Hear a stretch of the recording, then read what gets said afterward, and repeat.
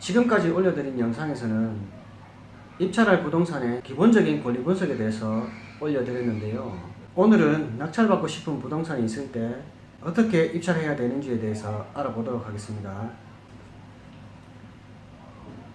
자, 이게 입찰 봉투입니다. 노랗게 생겼죠. 이건 입찰 법정에 가시면 받으실 수가 있고요. 이 안에는 뭐가 들어있는지 한번 살펴보도록 하겠습니다. 먼저 기일 입찰표가 있죠. 그리고 입찰 보증금 봉투가 있습니다. 세 가지로 이루어져 있고요. 세 가지가 다 필요합니다. 한 가지라도 빠지면 안 되고요. 오늘은 어떻게 작성하는지에 대해서 한번 알아보도록 하겠습니다. 입찰표를 보시면 제목에 기일 입찰표라고 되어 있죠. 간단하게 입찰표라고 부르시면 됩니다. 그 아래에 보시면 지방법원이란 글자가 보이죠. 실제 내가 입찰할 법원의 명칭을 정확하게 기재를 합니다. 대구지방법원이면 대구지방법원, 부산이면 부산지방법원이라고 기재를 하시면 돼요. 그리고 옆에 보면 입찰 기일이 있죠. 실제 내가 입찰할 기일을 정확하게 기재를 하시면 됩니다. 그리고 그 아래에 보시면 사건 번호가 있죠. 이 사건 번호는 굉장히 중요합니다. 사람으로 치면 이름이라고 보시면 됩니다. 부동산 경매 사이트에서 물건을 선별하실 때 사건 번호를 기억해 두셨다가 정확하게 기재하실 필요가 있습니다. 예를 들어서 2019년도에 접수된 경매 사건이라면 2019 타경, 타경은 경매 사건을 의미합니다.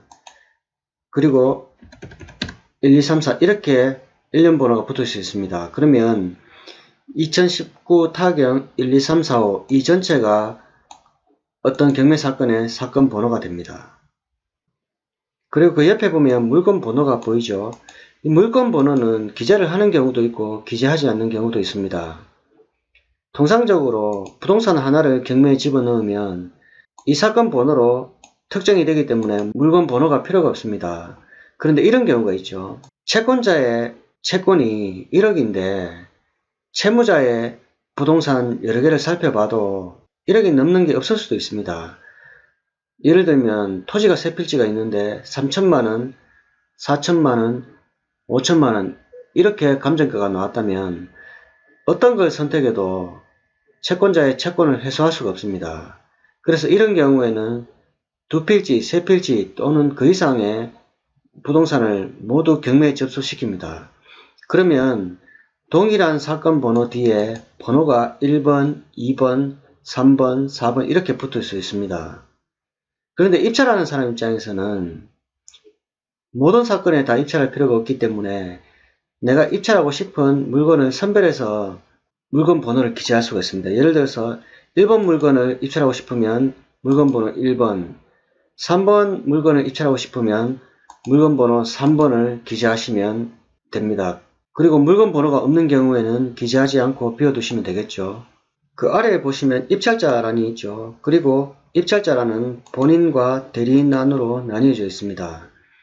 본인란은 본인이 직접 입찰하는 경우에 여기만 기재하시면 됩니다. 이름, 주민등록번호, 주소, 그리고 전화번호를 기재하시면 되겠죠. 그리고 성명 옆에 보면은 도장을 찍는 란이 있거든요. 여기에는 본인이 직접 입찰하기 때문에 막도장을 찍으시면 됩니다.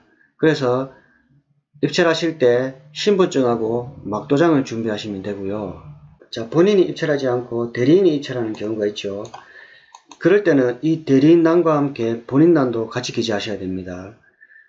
기재하는 내용은 위나 아래나 거의 비슷합니다. 그리고 대리인란의 도장은 막도장을 찍으시면 되는데 조금 전하고 다른 게 본인란의 도장은 막도장이 아니라 인감도장을 찍으셔야 됩니다.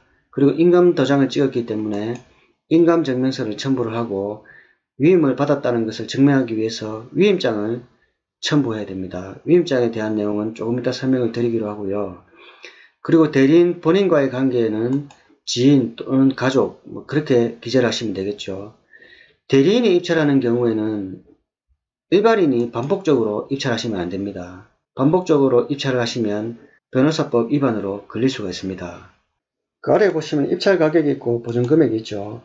입찰 가격은 정확하게 기재하라는 말씀을 10번, 100번, 1000번을 들여도 부족하지 않습니다. 왜냐? 입찰 가격을 잘못 기재해서 보증금액을 날리는 사람이 한두 사람이 아닙니다. 예를 들면 이런 경우입니다. 내가 살고 있는 지역이 아니라 좀 거리가 있는 타 지역에 입찰을 가는 경우가 있습니다. 그런 경우에 아침 일찍 출발을 해도 차가 밀린다든지 길을 잘 못 찾는다든지 하다 보면은 경매법정에 늦게 도착하는 경우가 있습니다. 입찰 시간이 거의 끝나갈 때 헐레벌떡 들어가다 보면 내가 1억 2천에 입찰을 보려고 했는데 12억에 입찰을 보는 경우가 있습니다. 예를 들면 1억 2천이라면 억 밑에 1, 천만 밑에 2, 그 다음 000 이렇게 기재를 해야 되는데 10억 밑에 1, 억 밑에 2, 000 이렇게 기재하는 경우가 있어요. 그러면 무조건 1등입니다. 무조건 본인이 낙찰을 받습니다. 그러면 실제 잔금을 얼마 납부해야 되느냐? 12억에서 보증금을 뺀 금액을 납부해야 됩니다. 실제 그렇게 납부할 수 있습니까? 절대 할 수 없습니다. 그러면 잔금 납부를 포기하게 되면 이 보증금이 날아갑니다. 한 푼도 돌려받을 수 없습니다. 거의 99% 돌려받지 못합니다. 그래서 그런 실수를 방지하기 위해서 초보자들은 집에서 입찰표를 작성해서 가는 것이 좋습니다. 베테랑들도 웬만하면 집에서 작성해 가는 게 좋습니다. 왜냐? 실수는 누구나 할 수 있거든요. 그런 실수를 방지하기 위해서 법원에서 입찰표에다가 이렇게 10억, 억, 천만, 백만, 10만 이렇게 표기를 해줬습니다. 이 아래에다가 숫자를 기재하라고. 그런데도 불구하고 기재를 잘못해서 보증금을 날리는 사람이 계속 나옵니다. 여기 보증금액이 있죠. 입찰하고자 하는 사람은 누구든지 일정한 금액의 보증금을 제출해야 됩니다. 이 보증금은 경매 최저가의 10%를 기재하시고 납부하시면 되는데요. 예를 들어서 감정가가 1억 하는 경매 물건이 있다고 했을 때 1차에 아무도 낙찰을 받지 않으면 그 다음에는 20%에서 30% 정도가 떨어진 가격에 경매가 진행이 됩니다. 예를 들어서 1억짜리 물건이 한번 유찰됐다면 30%가 떨어지는 지역에서는 그 다음 경매는 7천만원에 시작이 됩니다. 이 7천만원이 최저가가 됩니다. 그리고 한 번 더 유찰이 되면 4,900만원에 경매가 시작됩니다. 그러면 최저가가 4,900이기 때문에 이 4,900의 10%인 490만원을 기재하고 보증금을 제출하시면 됩니다. 보증금액은 경매 최저가의 10%를 보통 기재하고 제출하게 되는데요. 가끔 20%인 경우도 있습니다. 그래서 10%인지 20%인지 꼭 확인을 하시고 제출하시는 것이 좋고요. 가끔 가다가 기재는 정확하게 하는데 현금으로 제출하다 보니까 현금을 적게 넣어서 제출하는 경우가 있습니다. 그런 경우에는 내가 1등이 되더라도 내가 최고가 매수 신고인이 될 수가 없습니다. 나 말고 다른 사람에게 그 기회가 돌아간다고 생각하셔야 됩니다. 그래서 이런 걸 방지하기 위해서 현금으로 제출하기보다는 경매법정 옆에 있는 은행에 가서 수표 한 장으로 끊어서 봉투에 넣어서 제출하는 것이 좋습니다. 그리고 여기 체크를 하면 되겠죠. 그리고 낙찰을 받지 못한 경우에는 보증금을 돌려받는데요. 여기 입찰자 밑에 이름을 적고 도장을 찍으시면 됩니다. 제출할 때 미리 적고 찍어서 제출하셔도 되고요. 보증금을 돌려받을 때 작성해도 됩니다. 그리고 가끔 궁금해하시는 분들이 있는데 낙찰을 못 받으면 보증금을 돌려받을 수 있느냐 이렇게 물어보시는 분이 있는데 낙찰을 못 받은 사람은 보증금 무조건 돌려받습니다. 걱정하지 않으셔도 됩니다. 경매 입찰하는데 수수료니 뭐니 그런 거 하나도 없으니까 걱정하지 마시고 입찰을 보시면 됩니다. 그리고 입찰표 뒷면을 보시면 위임장이 있습니다. 이 위임장은 아까 말씀드린 것처럼 본인이 직접 입찰하는 것이 아니고 대리인이 입찰하는 경우에 이 위임장이 필요합니다. 그래서 대리인의 인적사항을 기재를 하시고요. 그리고 사건 번호 적으시면 되겠죠. 그리고 본인이 한 명인 경우에 본인의 성명과 여러가지 기재사항을 기재하시고 여기 아까 말씀드린 것처럼 본인의 인감도장을 찍습니다. 아까 입찰표에도 본인 난에는 인감도장을 찍었죠. 여기도 인감도장을 찍으시고 이 위임장과 함께 인감증명서 같이 첨부하셔야 됩니다. 입찰표를 작성을 하셨으면 그 다음에 입찰보증금 봉투를 작성을 합니다. 입찰보증금 봉투는 말 그대로 입찰하실 때 제출할 보증금을 넣어서 제출하는 봉투입니다. 사이즈는 일반 편지 봉투 사이즈하고 똑같습니다. 그리고 여기 대구지방법원이라고 되어 있죠. 법원마다 이 양식이 조금 다릅니다. 그래서 거기에 맞춰서 작성을 하시면 되는데, 사건 번호가 있죠. 사건 번호를 그대로 기재를 하시고, 물건 번호는 있으면 기재를 하고 없으면 기재하지 않아도 되겠죠. 그리고 여기 제출자가 있는데 이게 가끔씩 헷갈립니다. 제출자는 본인이 제출하는 경우에는 본인 이름을 적어서 도장을 찍으면 되겠죠. 그리고 본인이 아니고 대리인이 제출하는 경우에는 본인 이름이 아니라 대리인 이름을 적습니다. 그리고 도장을 찍습니다.